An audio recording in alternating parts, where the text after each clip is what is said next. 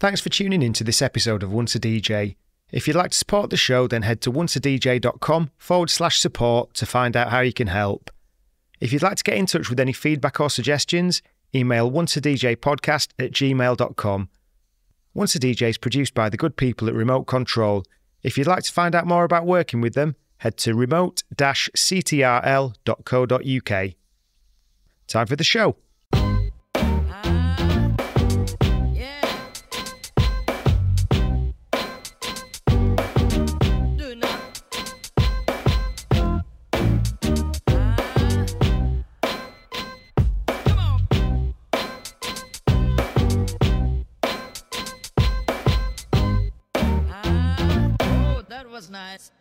Once a DJ is brought to you with the support of Vinyl Underground Record Store. Since 1993, VU has been shipping new and used underground house, techno, disco, hip-hop, soul and more worldwide from Northampton in the UK. They're your go-to store for upfront releases, repressed classics and deep digging for undiscovered gems. And they're a great crew to deal with who really care about the music and their customers. To show the support to the Once a DJ community, they're giving you 10% off your next order.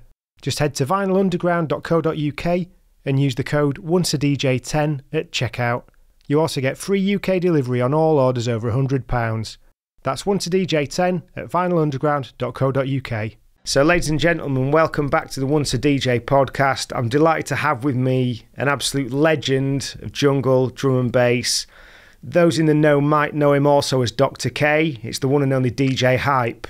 Hello. How are you doing today, sir? Good, good. Apart from a broken leg. Yeah, so how did that happen again? On a scooter. I've had a scooter for 4 years. In lockdown I got it, and I use it quite a bit locally.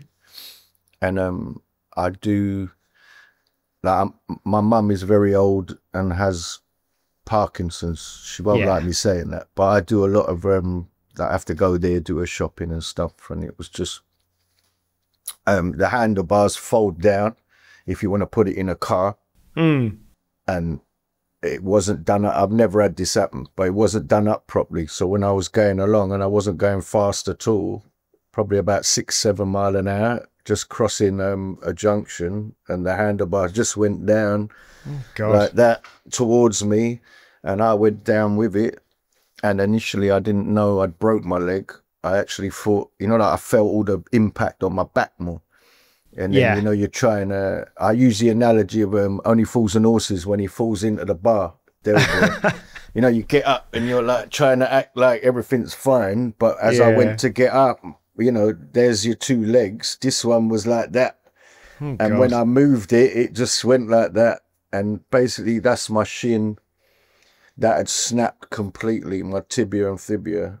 I think that's what it's called. So I'm lying here in the road, and it was painful, but not as painful as you'd think. I think your adrenaline kicks in, and my leg was like that, like there was kind of bent, and I laid down and managed to straighten it in the line in the road. And I've had to have an operation. I've now got a metal rod in my leg for ever. And I was in hospital on one day, operated the next day. They made me walk on it on the third day and discharged me on the fourth day.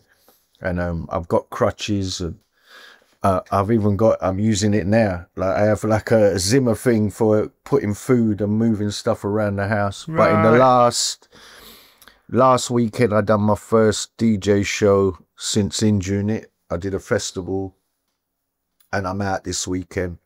Kind of get back to normal, but I think I've got 4 to 8 weeks before I'm allowed to fly anywhere because of the risk of blood clotting. And I was supposed to be going to Bali, which I've been looking forward to. I met the promoter last year. I said, "You never get me on it." "Oh, we're going to get you next year." I can't go. Oh, you're joking. Well, no, it's like 40 now. I can walk, but my knee joint doesn't bend properly yet. I don't know if it will ever bend bloody properly, because that's where they did the operation. They go above the knee and insert a metal rod down in through the bone, I think. So so apart from lockdown, then, is this the thing that's kind of giving you the biggest break from DJing? Um, oh, you mean, sorry, yeah. Yeah, but it weren't that long. I mean, I'm back within 4 weeks, so it's only 1 month.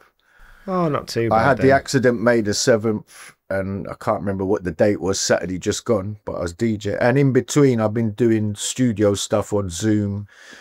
I work with different producers, a guy called Extra, another guy called Heist, who I've been doing a lot with in the last sort of 6 to 8 months. Another guy, Jappa, another guy, Tyke, and whether I can get to their studios or we do it on Zoom.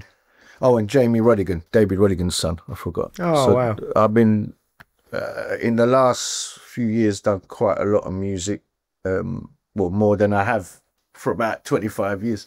So Yeah. Oh, amazing. no, 20 years. I think the last time I was producing was around 2004, I think. And then I stopped. Too busy DJing, lost the passion to produce.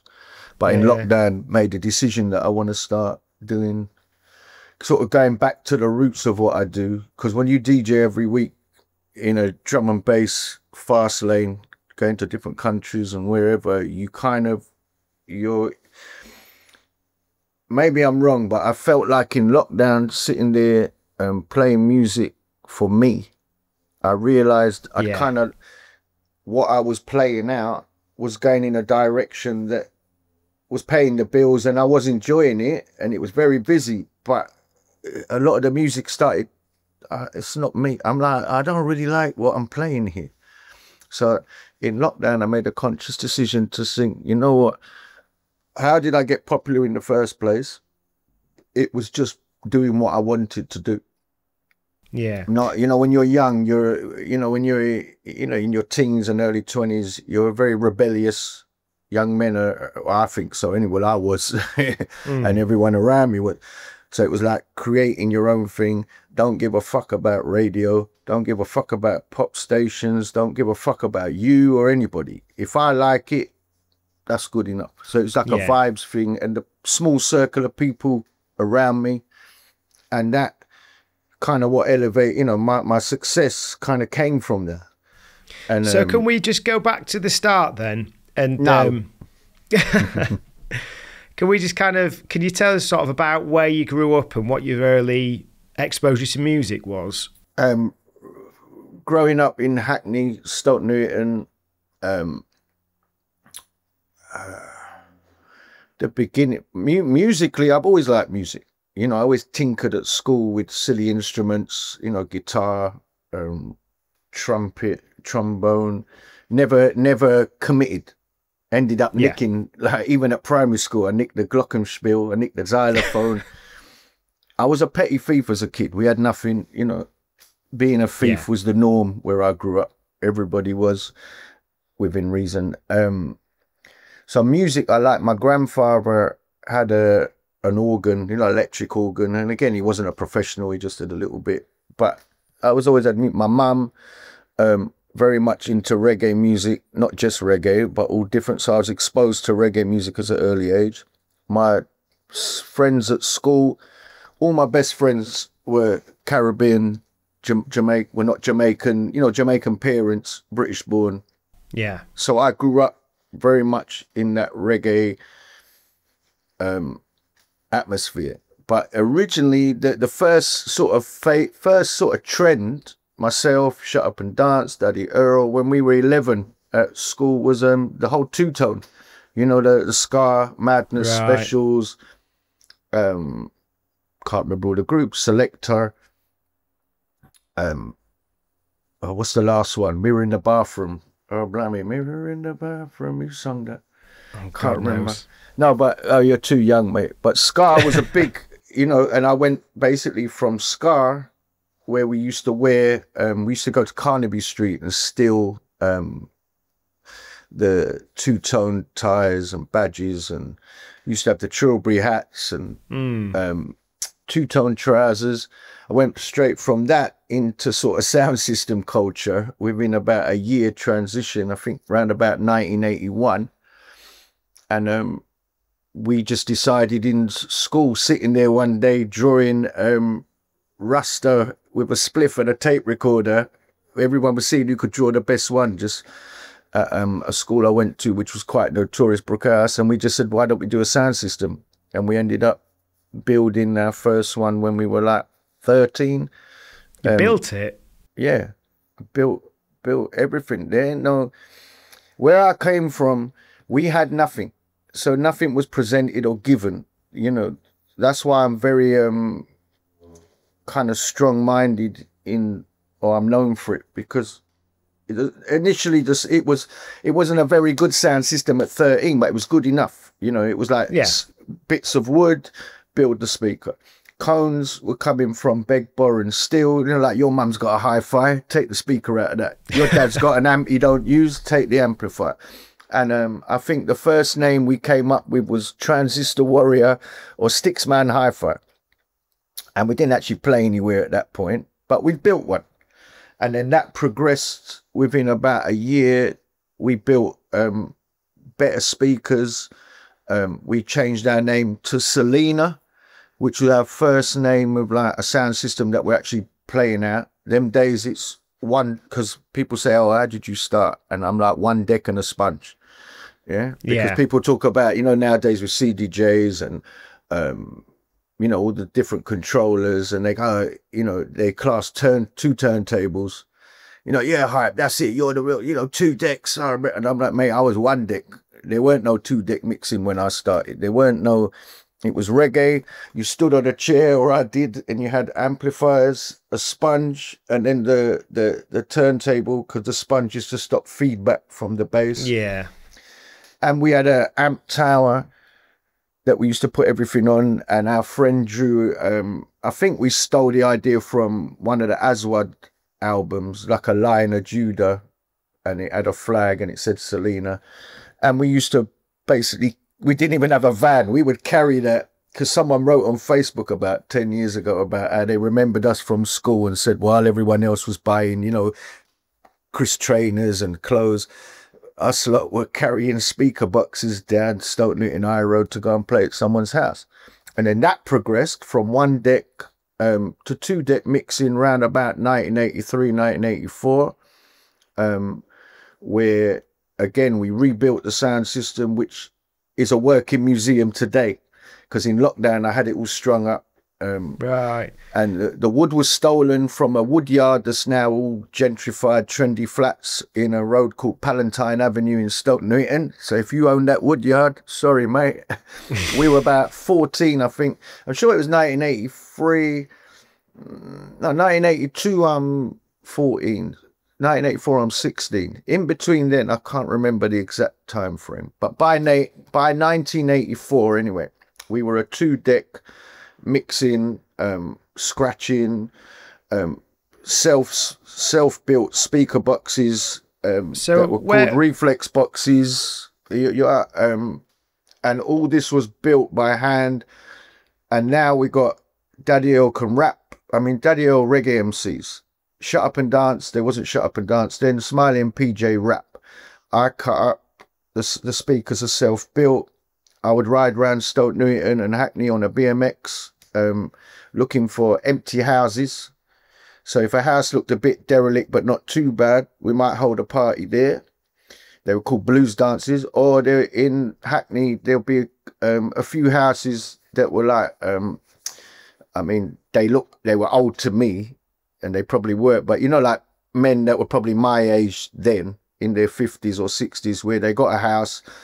And reggae parties, they're basically hiring their house like a venue.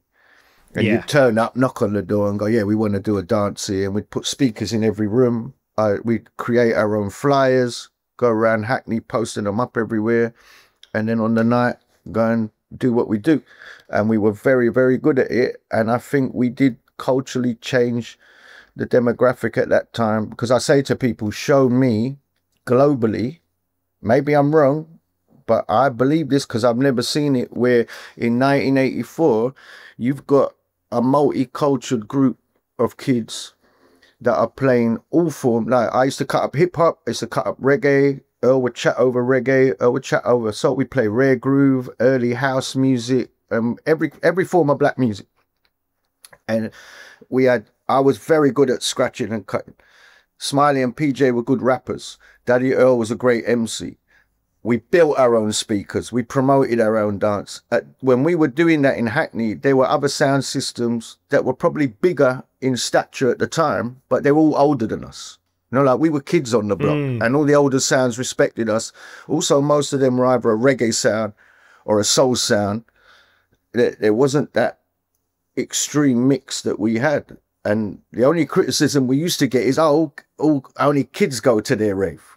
But we were kids, and we did lay that foundation, and I truly believe that, and I'm very proud of that.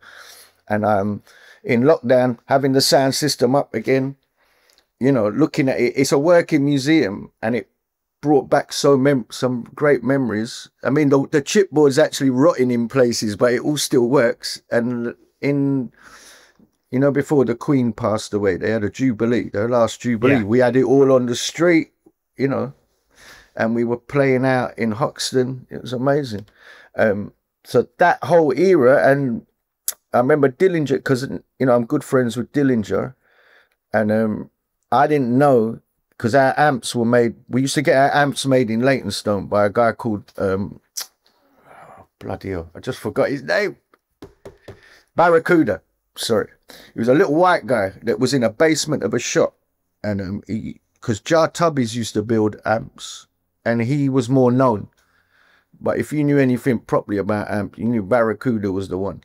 And he was just a little white guy in a basement in Hackney, little old guy that would build these amps. He'd have piles of coffee everywhere, and then to test the amp, you'd go in this room. I'll never forget it, because I've never seen it anywhere else. It's just a big empty room in a basement. And it looked like a fireplace, you know, like an extractor fan. Yeah. But like, it kind of metal coming out of the corner of the wall. That's it. But somewhere in there's a speaker. I didn't know. And you test the amp, you get all the bottom end blasting out. And those amps, we still got everything there. So that whole era was great. We used to do it all over Hackney, probably between about 83, 84 to about 1987, because around about 1987 is when that kind of sound system culture didn't die, but it was kind of transforming. There'd been a few bad incidents. You know, someone got killed at one event, and I don't know if that was what caused it, part of it dying out. Also, pirate stations were starting to come in fashion. Yeah. And then you're getting, rather than sound system crews, you're getting the DJ from the radio station. So all of a sudden you're seeing events that rather than this sound and that sound and that sound on a flyer, it's DJ blah blah and DJ thingy from FM, you know, and you know, LWR, Solar Radio. I can't remember all the stage. Kiss when it was a pirate. There's probably a few more. Yeah, so just going back to what you were saying about the sound systems and the one turntable, because I remember the first time I went and DJ'd on a sound system, but I took 2 turntables and the guys were like, "You got 2 turntables?" I was like, "Yeah," because I just didn't know it was a thing. But who was it, or what was it you saw that made you think we should get 2 turntables, and who sort of inspired you in terms of scratching and cutting it up? Well, in my early career, the first time I ever tried to scratch was, I was still living at my mum's, and I used to be a bit of a burglar when I was in my early teens. I'm glad I did it, because it, you know, that's another story, because I got caught a few times, and that actually I was one step away from going prison or juvenile at the time. And I didn't want to go, so I stopped. And music, I know it sounds corny, but music did save me. I channeled all my energy, and everyone I know that did things that I did went on to do worse and ended up, you know, long-term prison, dead, drug addiction. So my mum always tells me off when I used to be interviewed, what would you do if you wasn't a DJ? And I'm like, I'd be mad, dead, or in prison. And my mum would be like, why'd you say that? And I'm going, have a look, mum. How many friends have I grown up with that are mad, dead, or in prison? You know, and there's a few of us that are still, you know, I've got my original friends, you know, me and Daddy Earl been friends since we was 7, went to the same primary school. You know, we've been best friends. And we were 57 this year. he was April 24th, I'm May 24th.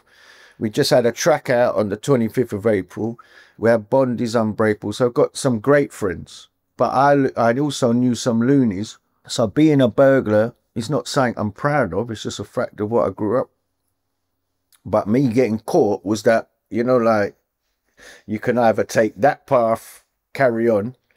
You know, you get people that are like, jail ain't nothing. It's like, I'm like, that's you. I want freedom. So yeah, I didn't take that path. But I had an amplifier in my bedroom and one turntable. It wasn't it had no pitch or anything. And I just used to play my, you know, reggae and whatever music. And I think the first time I tried to scratch, I was watching, you know, Herbie Hancock, Rocket. Yes.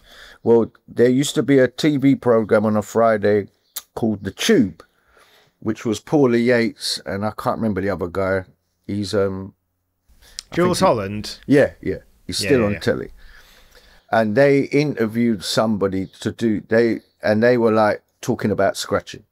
And they're showing, you know, like, oh, why don't you, you know, if you want to try this, go and try it on your mum's hi-fi. And I just went in my bedroom, and it was a track by Light of the World, which is like a British soul. It was 7-inch, called no, hang on, is it Beggar's Banquet? I can't remember the London Beggar's Town. Banquet's the label, isn't it? Oh, yeah. right, okay. Beggar's Banquet, Light of the World, London Town. The tune was called, and I literally was just doing, you know, the tune's turning, and I'm just, I mean, I wasn't doing it properly, but I was doing it a little bit, and then from that second, I want to do that. Then Smiley, who's Daddy L's twin brother, this is before Shut Up Dance, when we had our sound system, I was showing him, and he was like, you get good at that, we can put that into the sound system as part of what we're doing. So then I had to get a second turntable. So I had two turntables, right. Both had no pitch. Like, they got no pitch, they're just belt drive. And I had a mixer, a realistic, can't remember the model, that only had, it didn't have a crossfade. So I learned to scratch before I could mix. And somewhere I've got a cassette that I found in lockdown that is like me recording a mix, you know, on that equipment. So the tunes don't actually mix, or they mix for a few seconds, and I'm scratching. Then that when we begged, borrowed and stealed and saved up and got one turntable, Technics. So then we started playing out a few times where I got one Technics, and I can't remember if we had a belt drive still, but it wasn't a Technics. And then progressed to there used to be a hi-fi shop, Tandy's, had a realistic mixer that now had a crossfade. So that was my early stages of it. And from we were performing live, I was always good at it. Once a DJ is brought to you with the support of Vinyl Underground Record Store. Since 1993, VU has been shipping new and used underground house, techno, disco, hip-hop, soul and more worldwide from Northampton in the UK. They're your go-to store for upfront releases, repressed classics and deep digging for undiscovered gems. And they're a great crew to deal with who really care about the music and their customers. To show the support to the Once a DJ community, they're giving you 10% off your next order. Just head to vinylunderground.co.uk and use the code ONCEADJ10 at checkout. You also get free UK delivery on all orders over £100. That's ONCEADJ10 at vinylunderground.co.uk.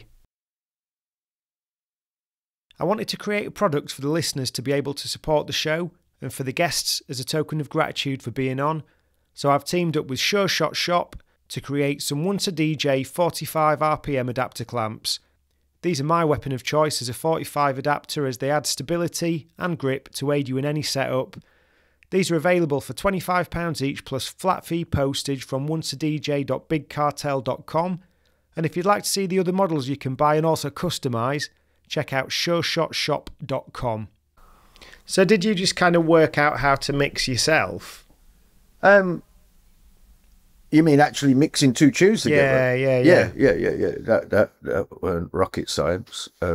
But scratching, I taught myself, but I also, there used to be a guy called DJ Streets Ahead, a UK battle DJ that I was very influenced by at the time.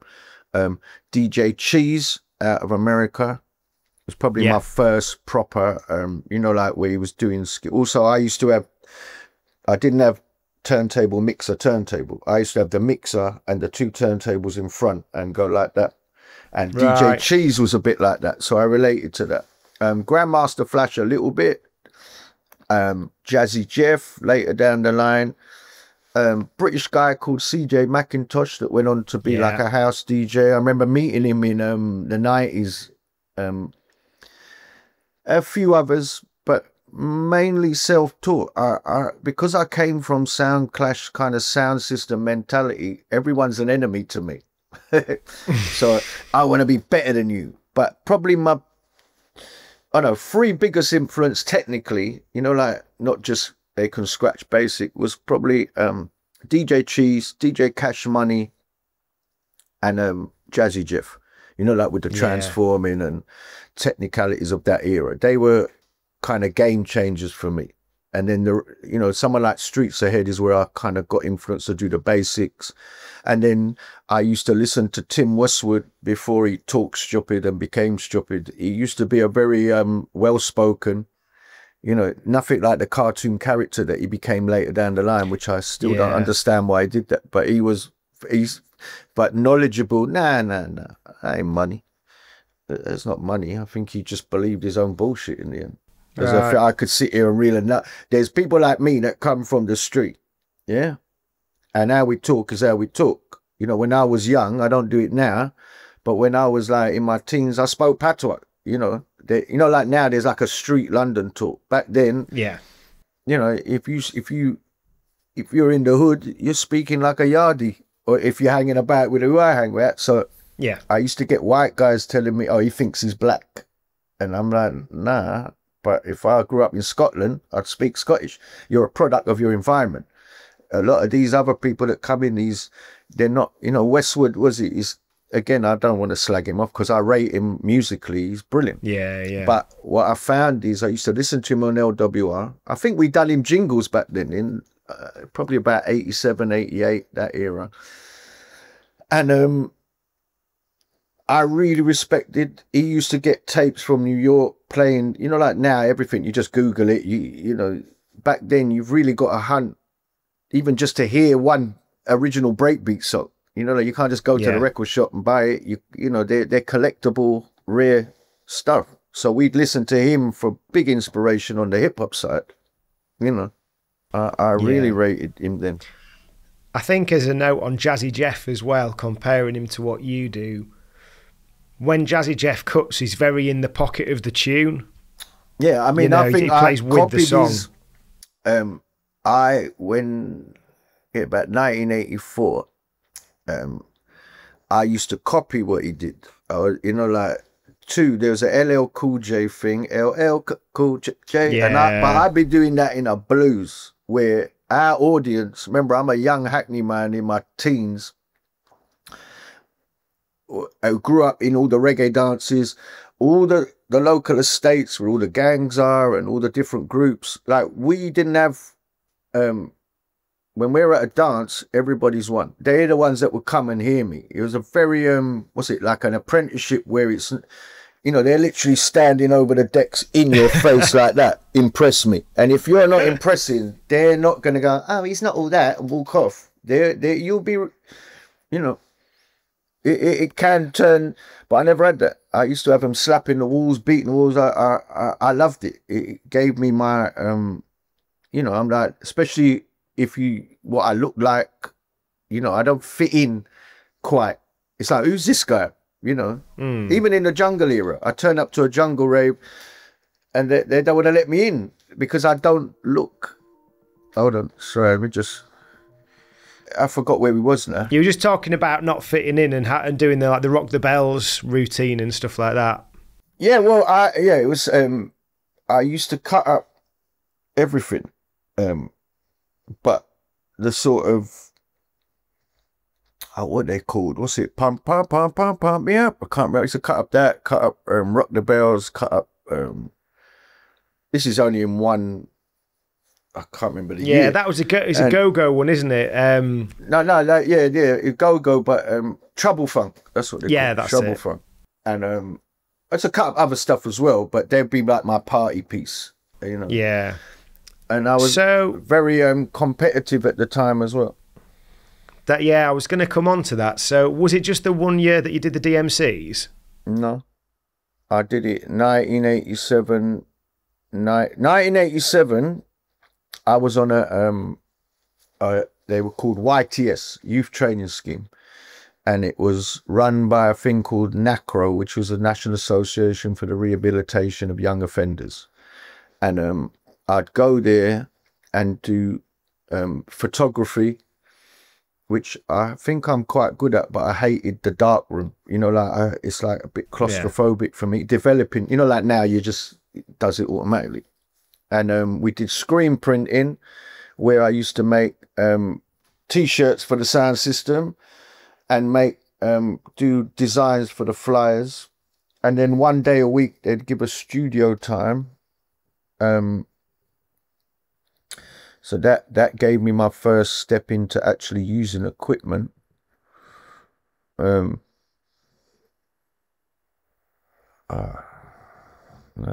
trying to think what else at that time. Sorry, my brain's a bit dead today. That's all right, mate. So so with the DMCs. Well, DMC, sorry, now I get where we were. It was going back to the DMC was 87. The first one I did was in Bournemouth, and the relevance of the the scheme I was on, the YTS, was they hired a minibus and they were supportive of me. They had a great big video camera. I remember it's like, you know, bigger than this screen. You know, like now you do it on the phone.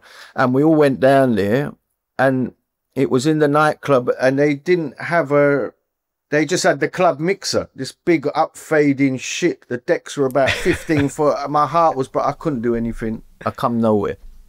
Yeah. Then the following year, I think it was 87. No, the 87 is the one I just said, right?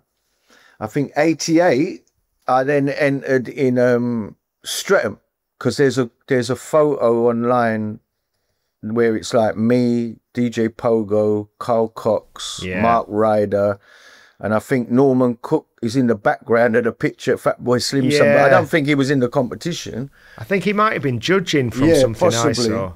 But I had no remember of him, and I wouldn't have known who he was then anyway, because he was, what's the group, the pop group they were in? He was their House Martins. Yeah, which I would have had no interest in. And if I'd see him there on the day, I'd probably would have been not nice, because everything pop to me back then was rubbish.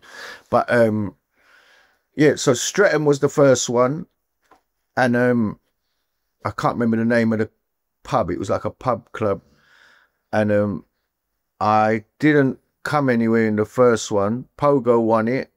The first time I met Carl Cox, when he had hair, and he was just remember DMC is Disco Mix Club, so he was just doing long running mixes, which for me at the time, not being a rave DJ, was like, it don't mean nothing to me. You're just mixing two tunes, and they'd be like, oh my god, he mixed that with that. And whereas I'm looking at the technical side.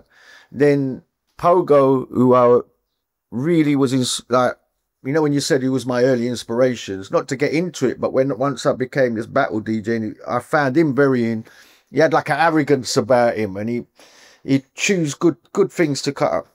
Very skillful, very good at the time. So in that heat, I came nowhere. Then I re-entered another heat and won it. Then I got to the South England finals, and what's the guy? Steve. Because what I was watching is there used to be a guy, Chad Jackson, who I wasn't a fan of at all. I thought it was awful. Really did. Like, there's a classic battle he does with Jazzy Jeff in New York, and it's like, you know, like the levels are, Jazzy Jeff is there, my man is, you know, he's trying to do what they do. But one thing he did, I think it was him, was like he scratched with a rugby ball, like a gimmick. So I think I took a snooker cue, if I remember rightly, and I was scratching with a snooker cue, and I think, I don't know, because it's not a fish, but I think that's what got me through. Then we entered a heat in a club where I went up there. I think this is 88 still, or it might have been 89, I can't remember. No, it was 88. I think 88 is the last time I entered DMC, because I was in the South England final. And on the day, someone come up to me and said, doesn't matter what you do, this guy's going to win and this guy's going to win. You know, like, because there's usually 2 go through. Right. And on that day, he was right. And one of them, I accept. He was, Pogo was one of those people. And I accept on the day he was better. You know, like, I'm not, if someone's better than me, I'm the first to acknowledge it. Then there was another guy that, no way was he better than me. And also he even fucked up his set and had to start again. So, you know, they let him do all that. But I wasn't that bothered. Then I entered another one where, this was the last time I entered, actually, when I again got to the South England final. So I might be muddling up years, but it's 88, 89. I'm pretty sure it was 88. I don't think I entered in 89. I won something else in 89. I entered a different company. But I went there with about 20 Hackney man. Yeah. We got the bus, and I done again, I don't think I done enough to win that night, but I really believed I deserved second place. And they said the competition's so good, they're going to put 3 people through. So I'm in my head, is like, I must be through, you know. And I wasn't. And then I was feeling all deflated, and all of a sudden I just felt something go whoosh, past my head, because I'm near the stage. Basically, all my lot, they're at the back, just started throwing bottles and bottles and glasses and crap at the stage. God. And nobody done nothing, security didn't, and we just all walked out, and I felt better. You know, like, then they had a mic competition, freestyle, I can't remember what it was called, UK, you know, like, and Daddy Earl entered that, and we had to go to Chippenham to a nightclub, and the people that run DMC pulled me to the side and said, you know, there's not going to be a repeat performance of what happened when you last entered, you know, no trouble. And I said, if it ain't fixed, there ain't going to be no trouble.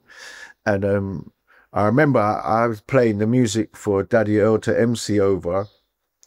And I can't remember if he won. He either won or come second place in that, deservedly. And I remember when they were announcing it, looking into the crowd, and there was like a line of about 15 of my friends, all just standing there with glasses or bottles in their hand, waiting that if we didn't get through, to throw. And none of my friends are biased, because if they thought I was right, like I won, you know, I said the one with the, sure it was the one with the snooker cue, where I won a heat, and they slagged me off all the way home. I always bring up the story. It's like, I won. Yeah, but you were shit. I'm like, I won. Yeah, but you only won because they were like, what there was, I get it. You know, like, they know what I'm capable of doing. And to them, yeah, you won, but you didn't do a good performance. You just won because, you know, the rest of them weren't as good as you, but they know you're capable of better. And I've always said that from the sound system days, you know, like quite brutal criticisms we all give each other. And in this, well, yeah, no, but you don't like it. Nobody does, but it toughens you up and makes you work harder. And me running record labels for how many years and having people sit with me and ask me what I think of their music, there's a lot of people that can't handle that at all. You know, they get upset or start defending themselves. And I'm like, why have you come to me? You know, if I say to you, what do you think of my song? And you say you don't like it, and I throw all my toys out the pram, then what's that? To me, if you value my opinion, you want constructive, you know, I'll give you constructive criticism. You know, like, I'm not someone who goes, yeah, shit, fuck off. You know, I'll be like, your drums ain't right, or your things ain't right, or this, or maybe if you change that or do that, you know. Yeah. Did you A, enjoy the battling, and B, did you find it was like not too kind of nerve? Like when I've done battles, I shit myself. For me, it's just getting out of my comfort zone so that I can be like, right, I've experienced it. In the words of GQ, I'm a Hackney man. You don't get. I'm not going to get scared in a competition when my whole life I'm brought up around gang culture that is right in my face when I'm DJing. Or no, I'm not. You know. Did you see the nerves with other people? Say that again. Did you see the nerves in some of the other people you were battling?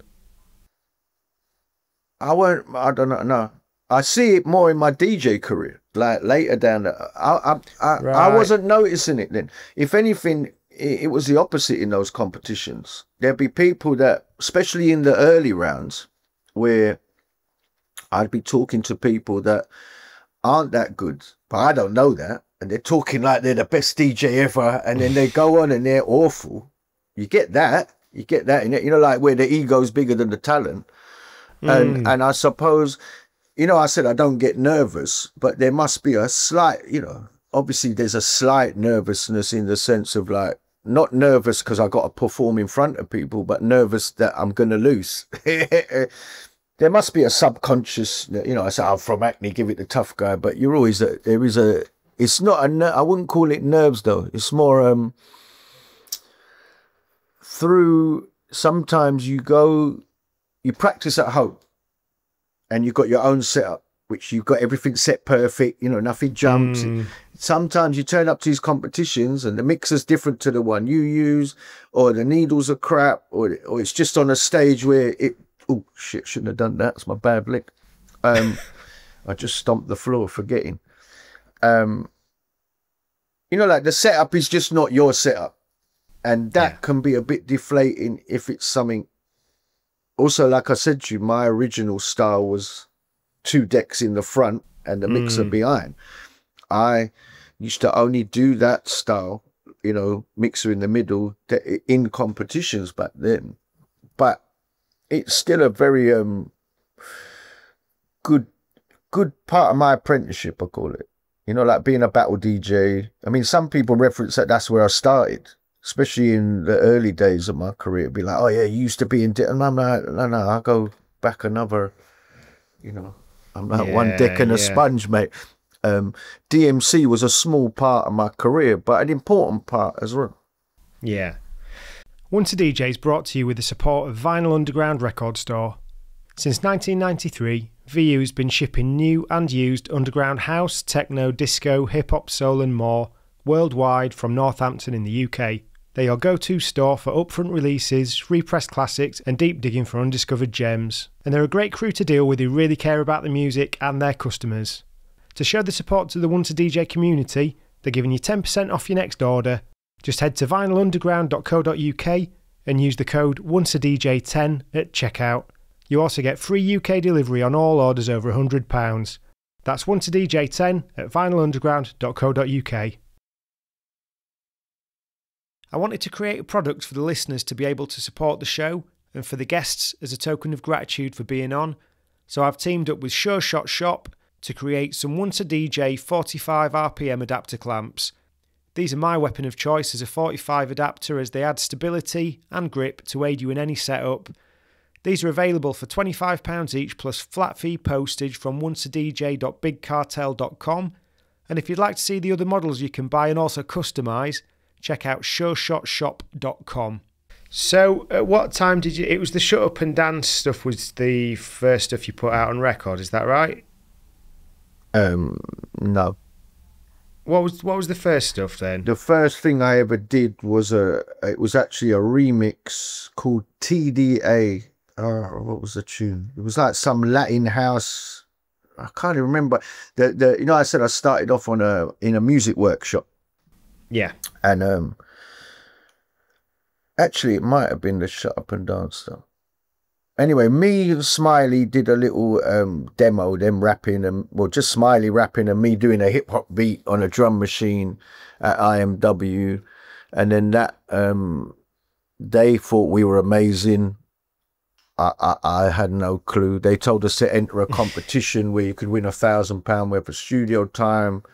I won it. We met the mayor of Islington because the Islington Music Work, self-explanatory. IMW was in near where Turnmills used to be on Old Street, and my YTS thing, the Nacro thing, was upstairs a bank round the corner. Anyway, we met the mayor. We'd done a few things in there. I had no equipment at home, I don't think, at the time. And we used to have an engineer called Gwyn Matthias.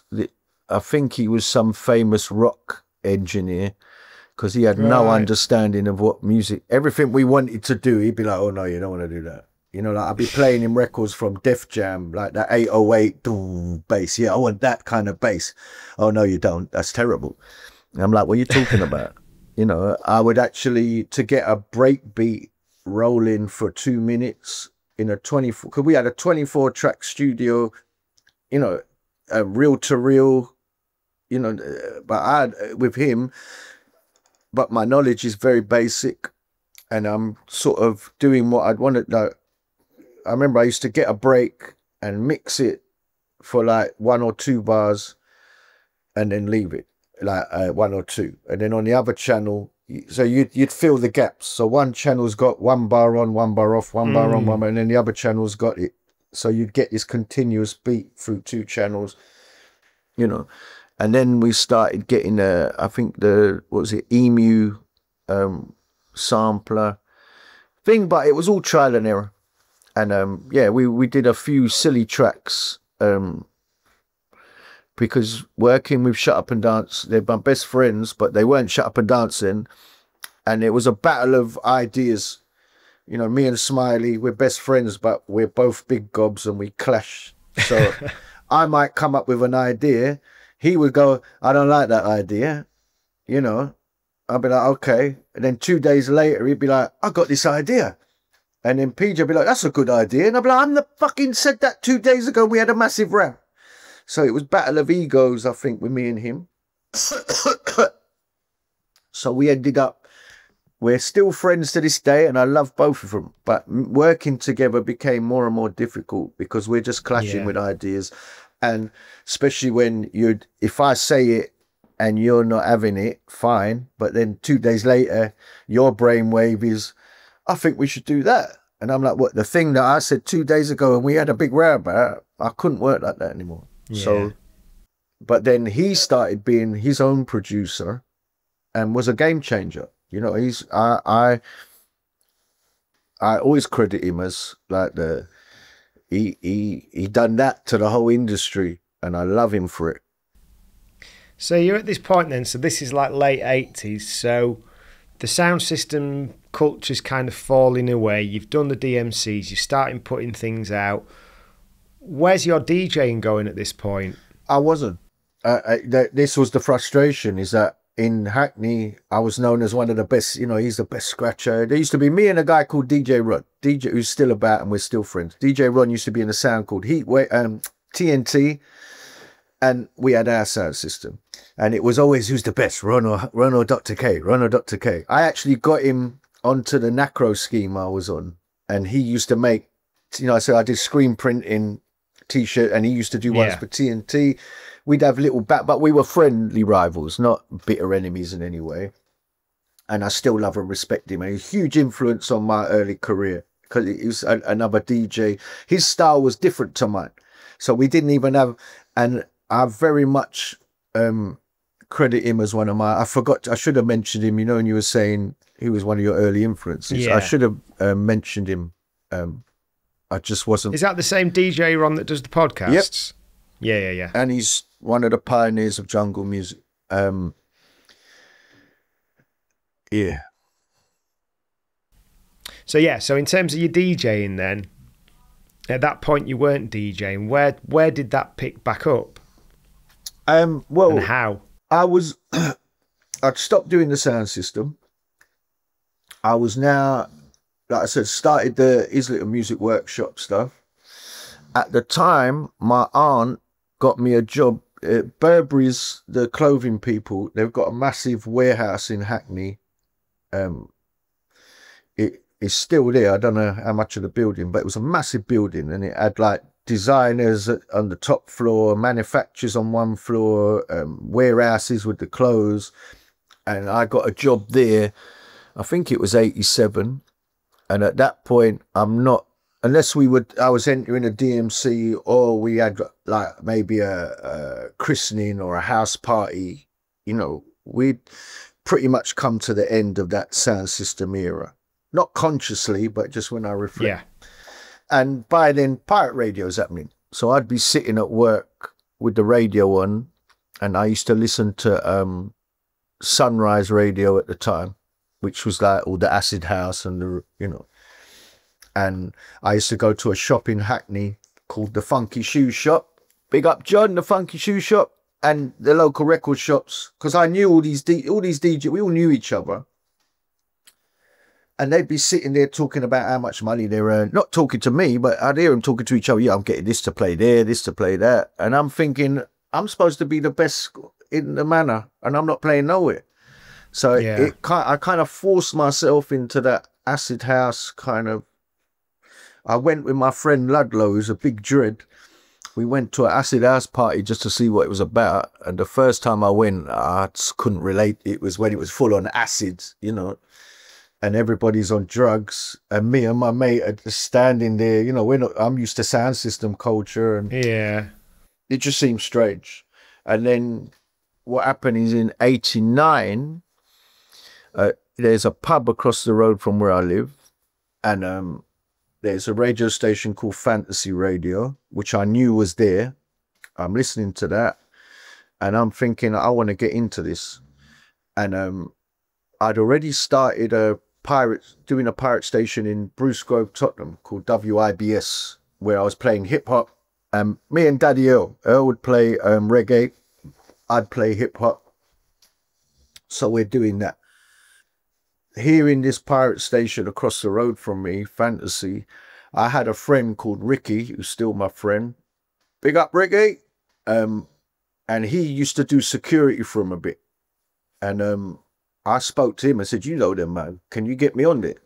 So then he come back to me, they want a mixtape, you know, demo. And I had none of that music. So I've got a friend called Vincent who borrowed me a load of his stuff, and I done it. And then I was put on Fantasy Radio, I think sort of July '89. Anyone got any recordings out there, please, because I've got nothing. And I fell in love with that the second I went on it. I was Dr. K before. And like I said, I was doing WIBS radio with Earl, and I thought, how am I going to get away with going on this station at the same time? So I had a couple of T-shirts that I'd bought. I had a Batman one, you know, the Batman logo, but instead of saying Batman, it said Hype. And I had one with a Nike logo that instead of saying Nike, said Hype, that I'd bought in Carnaby Street, I think. And I was like, you know what? I'll call myself DJ Hype, and I got 2 T-shirts with the name on it. that was it. And started doing Fantasy FM '89. Foxy, Mystery Man, who run it, one of the coolest guys I've ever met. One Man Army. I love that guy. I don't see him so much now, but such good memories of being on that station. As soon as I went on there, I think I started doing like Saturday nights, midnight.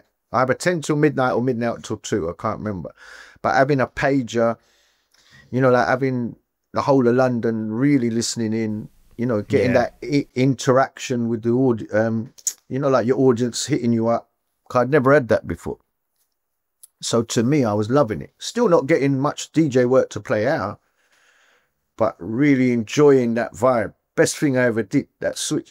And then I'd be playing, you know, like rave music, or that era of '89 into '90. And I would take hip hop stuff, speed it up. I mean, there was already break beats in tunes, but you know, like I would take ones that didn't take classic kind of hip hop tunes, speed them up, scratch acapellas, do, you know, like what I was doing in DMC, but into the sort of housey, ravey '89, and stood out like a sore thumb, I think, you know, like more than I realized at the time. So were you, just relating to something you said earlier, were you playing things that you weren't necessarily in love with, but finding ways to make it your own and to kind of turn it into something you loved? No, what, back then? No. It was just, even now when I play out, I can't just play a song and mix into the next song and then mix back to whatever the next. I mean, I do some of that, but I like to be creative. Yeah. Like when I DJ now, especially with them, you know, like since they brought out all these stems things where you can take tunes, you know, and take parts you want to use as a DJ you know, I like fusing styles, and I think that comes from when I used to be in the sound system, mixing. You know, like you do your straightforward stuff, but then you do things that are against the grain. So it wasn't out of not liking Four to the Floor, Yeah. but I like adding. It's my mix, you know. So and yeah, not liking the music. What I was talking about earlier. That's a totally, you know, we could talk about that, but that's a separate. I could explain why. Yeah. But at that time, no, I was enjoying it. I liked the music. It wasn't like only when I first heard all that. I just heard acid house and really couldn't relate to it. Going straight from sound system, it was too much. And then a year later, when they started mixing it up more, you know, like there'll be like hip house, you know, the acid house. There'd be it was more of a fusion, and I think that's what made me like it more and get involved. Yeah, yeah. Because I think what you were saying there. So I had Nicky and Mills on a little while ago, and Nicky was saying that at Black Market they'd be like playing like Kenny Dope break beats on 45 and mixing that into things and yeah, stuff. well, I so done all that. That of... weren't nothing radical. I done that. I did. That's 1991. That's Right. later down the line. I've got a tape. Me bringing in the new year, 1991, Astoria. You know, and I everyone used to mix that. But I'm talking earlier. Right, got you. And they weren't. And that tune there that he's talking about, because I'm doing an old school set on Saturday from that kind of era, and I want to play that song, but the file of it's not very good. But there wasn't a lot of tunes like that, you know, like that you could do. What's the bloody song called? It's Masters at Work made it, innit?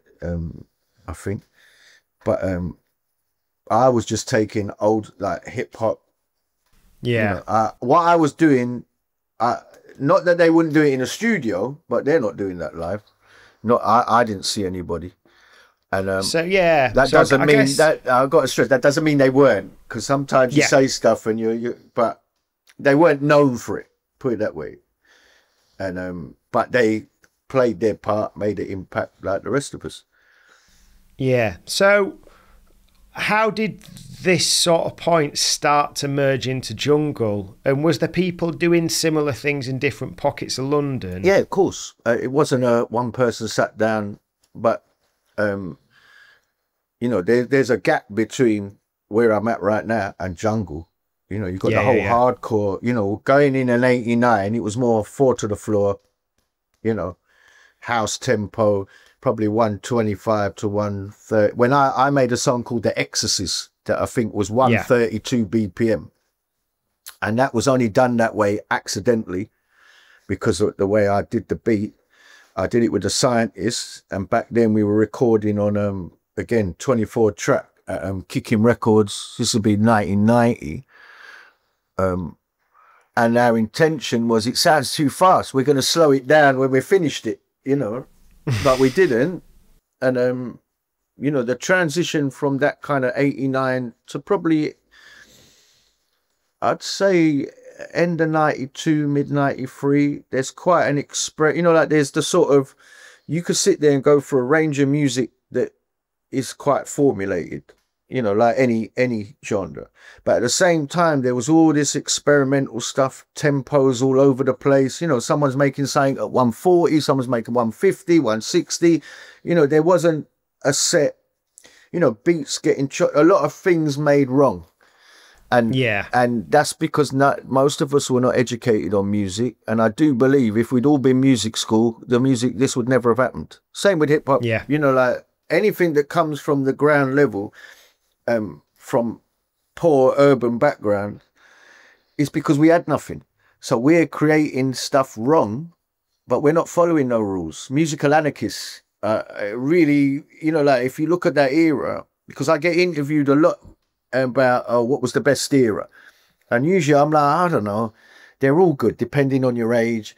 But if I'm truly honest, especially in the last sort of year where I've been doing a lot of these older sets, and I'm not talking about early junk, I'm not talking about sort of 94 onwards, I'm talking about that kind of 91 to 93.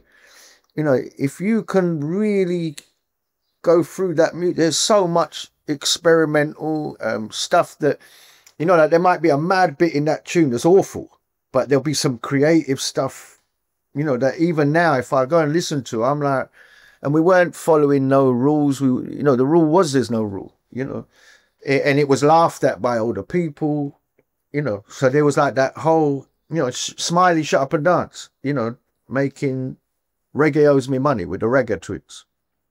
That album at that time, there's no reggae artist in the world that's got an album with like acid house music, breakbeat, you know, sample, like, you know, the production is awful, you know, like technically, but it was made in a bedroom by my best friend with no top on. I used to call him the Black Hulk because he used to have this mad hair and he'd be there. I mean, if you go and listen to, what's the tune? £10 to Get In. Yeah. Very iconic, massive tune, I think 1990. That Susan Vega sampling, you know, the beats, he used to take 2 break beats, loops, and fuse them. That's usually his beats. Not always, but a lot. And on that one, I think it's I can't remember, it's an 8-bar loop that when it's going, they start going out of time. You know, they're clanging. Yeah. You know, like when a DJ, and I said to him, it's not in time. He's like, I don't give a shit. Everything, I don't give a shit. I'm just doing what I'm doing. And at first, I thought he was crazy. But like I said, he done that to me and the whole world. He showed me, he said, I'm going to do a label. I said, how are you going to do a label? Because my preconception of owning a label then was you got to have offices, you know, like a traditional, you got to have a big studio. Yeah. He's like, no, I'm doing it here in his bedroom in 53 Belgrade Road. And I was like, what the fuck? And he had a sampler that wasn't even a sampler. It was a keyboard that had a 1.5 second sample button that you can't edit or anything. And if you wanted to record anything longer than that, he would just put the tune on 45 rather than 33. I mean, the most basic of basics stuff you could use, but the creativity that come out of his head inspired me because we're from the same cloth. And I was just behind him. You know, I wasn't getting into production yet. I was more wanting to be a DJ, and he kept saying, you're supposed to be doing this, Kev. You're supposed to be doing this. And I'm like, I'm cool with where I'm at. But he definite game changer. I don't care what nobody says. You know, like people reference different people, but the big, if you go to that sort of first wave of jungle producers, and the 9 out of 10 will reference them as an influence, and they weren't making what they call jungle, but they're like that, you know, blueprint of anything goes, the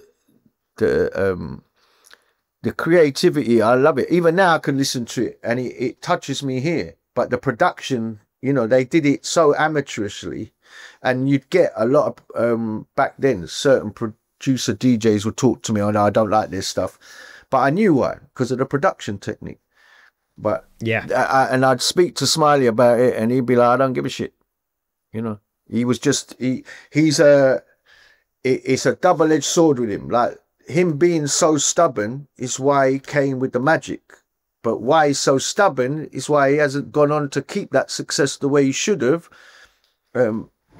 into simple things like production. But one thing I say about him, he's very content in himself. He never complains. He's not.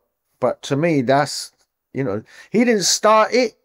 You know, like I said, there's different elements you can reference. You know, Congo Natty, Rebel, Run. I'm talking about the musical side in that early Potential, Bad Boy, the you know, like E labels, and Paul Ibiza, Reinforced Records. You know, someone else will probably give you maybe different people. There is a lot, you know, but these people really inspired. Another guy weren't even jungle, J. Saul Kane, who used to make like, I don't know if it was trip hop, you know, he done one thing around kung fu. I just found all these breakbeat kind of vibes influential. And then even in America, Looney Tunes, was it Musto and Bones? You know, they'd put breakbeats into the sort of 89 house stuff, but not in a jungle way. Yeah, I think it's nice. Like, I don't know loads of stuff around that era, but when I've listened back to older tapes from, say, around sort of 92, 93, they're still so funky. Yeah, And like because you the say, music you was do, influenced by funk. You know, like in the yeah, modern era. Also, it was not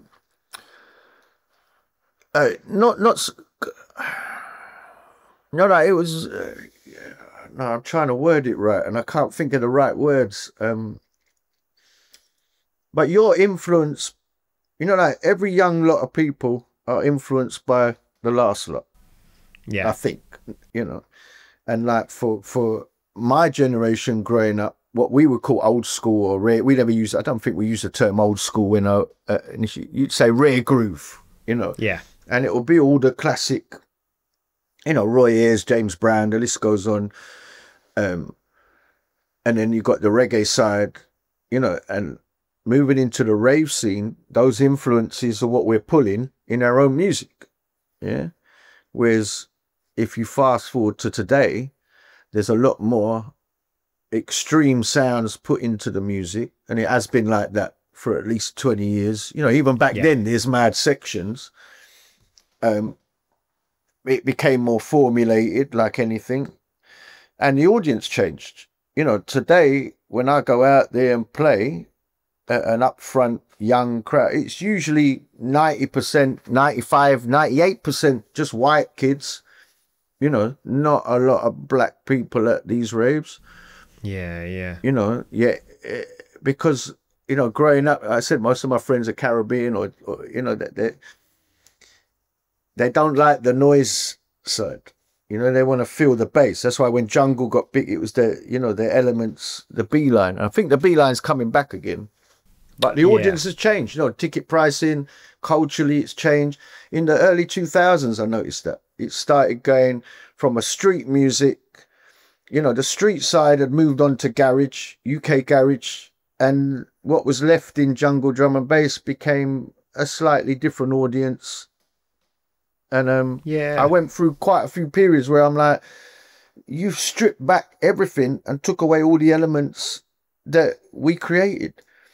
And in hindsight, I can't have a go at anyone because everyone does what they're going to do. Because over the years, I've had people phone me up and go, oh, I call it DMS, Dem Man Syndrome. You know, oh, them man are this and them man. And I'm like, they're not at home watching you.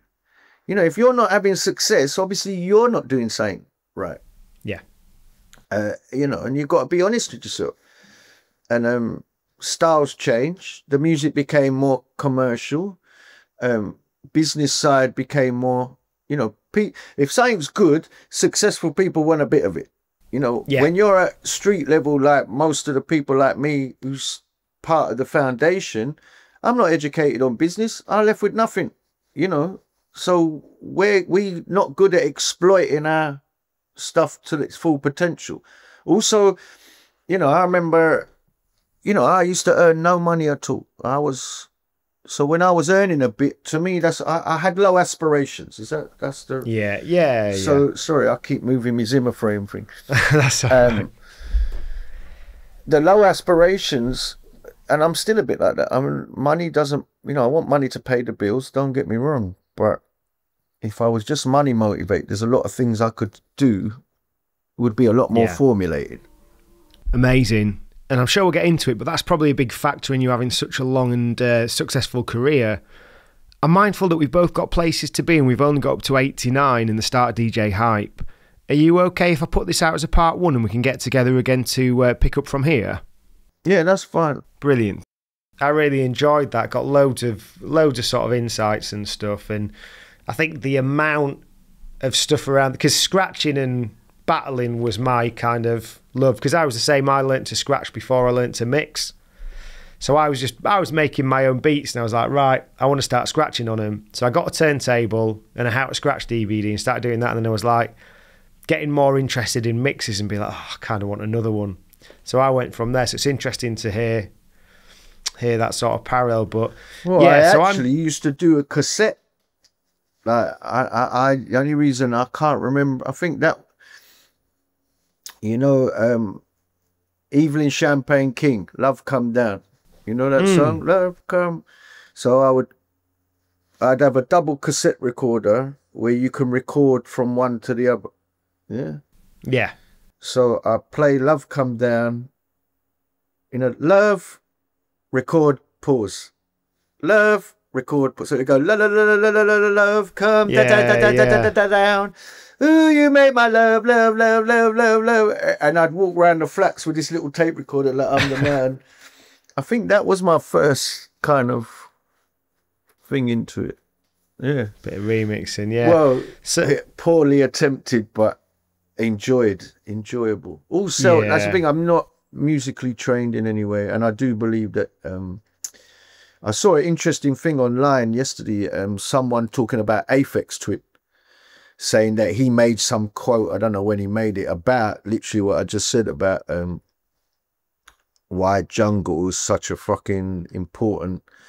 But I think more hardcore to jungle was like once jungle come, it became, you know, like everyone, it was still creative, but there was formulas to it, you know, whereas the hardcore to jungle's transition, there was so much fucking mad shit, you know, like all different, everybody trying to find their way, and everybody, he recognized, you know, like uneducated, poor, urban backgrounds, living in, you know, concrete jungles, just making their own, you know, we made it out of mistakes, you know. Yeah. You know, like if you played that music, especially then, to anybody musically trained, they'd be like, what the fuck is this?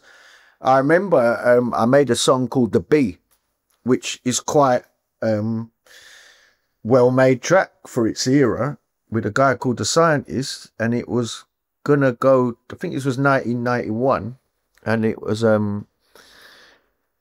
midweek. It was gonna possibly chart in the pop charts, and I think the midweek it dropped back anyway. It didn't go top 40, and we had Top of the Pops phoning us when it was midweek. Like, anyway, it was on one of those, you know, like a Radio 1 round table where they have like a group of artists and they review tunes, you know, listen to a tune, like judging, what they call it.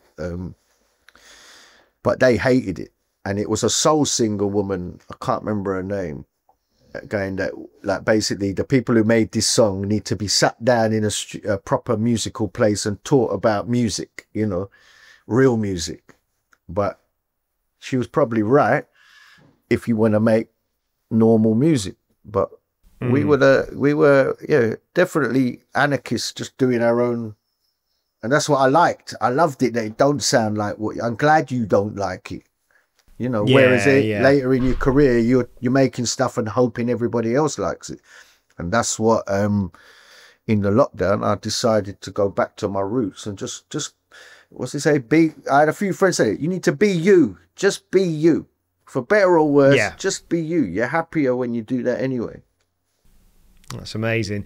I'm mindful that we've both got a few bits to do today. We've got so much to uncover, so much to get into. We'll kind of get what we've done edited down as an episode 1, and we'll come back for an episode 2. So that's been amazing today, mate. Appreciate all that you've shared, and we'll get back into it soon. Thanks for tuning in to this episode of Once a DJ. If you'd like to support the show, then head to onceadj.com/support to find out how you can help. If you'd like to get in touch with any feedback or suggestions, email onceadjpodcast@gmail.com. Once a DJ is produced by the good people at Remote Control. If you'd like to find out more about working with them, head to remote-ctrl.co.uk.